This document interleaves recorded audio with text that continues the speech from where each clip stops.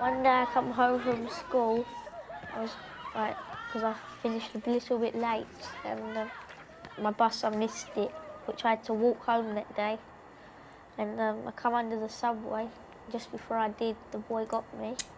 He got me in a headlock and started kneeing me in the face and punched my head. Then this other boy's brother got this piece of wood and slapped it straight around my back twice, which has left big white marks there. Do you know who they were? Yeah, I know who they are.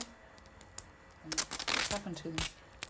Nothing now, because the police, we called the police on a 999, they come down. They said that the next day that they'd send somebody down, and we're still waiting for them. This is 2 days now. What are you going to do when you grow up? I'm going to be a solicitor. Why?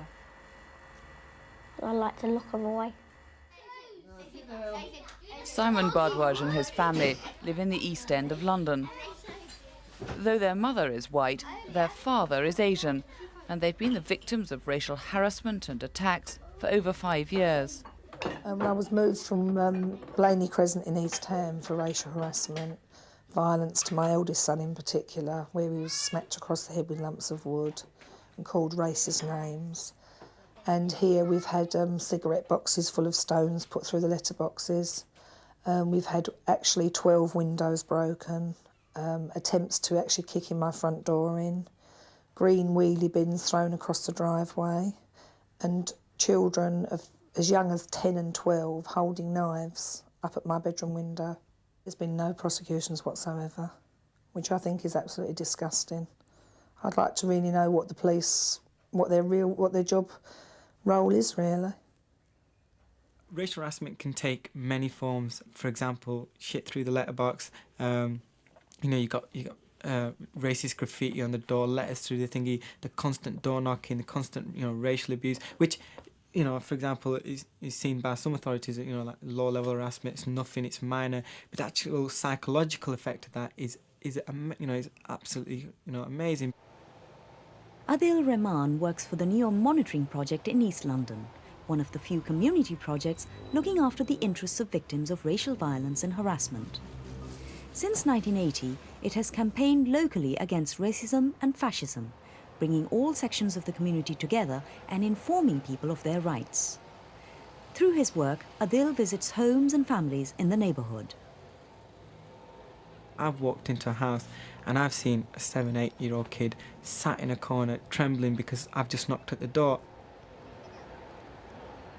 Children, when they go to school, they'll have characteristic changes, attitude problems, etc. And then again, what happens is that the school, because it doesn't recognise the racial aspect of it, you've got young black kids being expelled, etc.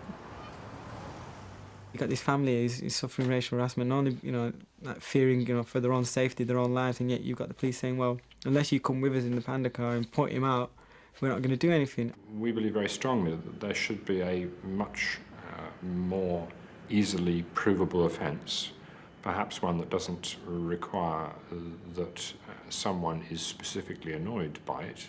In other words, a police officer discovering someone spraying some racially unacceptable slogan on a wall should be able to show that not just criminal damage, which are the ordinary charges in those cases, but racial harassment was not, one doesn't have to prove the intent of the person there. The fact that the slogan being sprayed was racist, in our view, should be sufficient to conclude the offence. There needs to be that message sent out that racial harassment is going to be taken not only seriously, but then people are going to actually going to be convicted.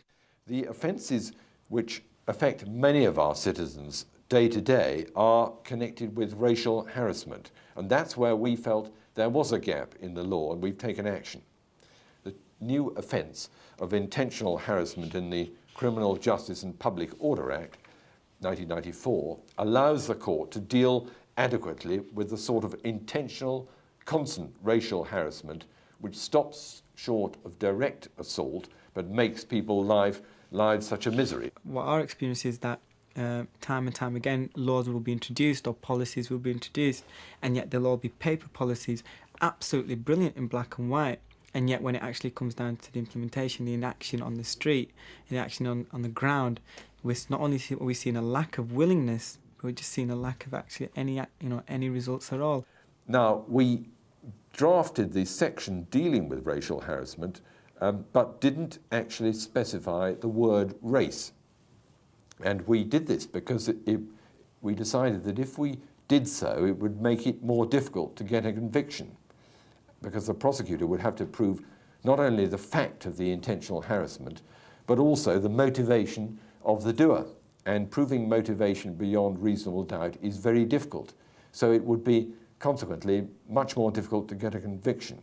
And we have left the word race out, and it is therefore easier to get a conviction.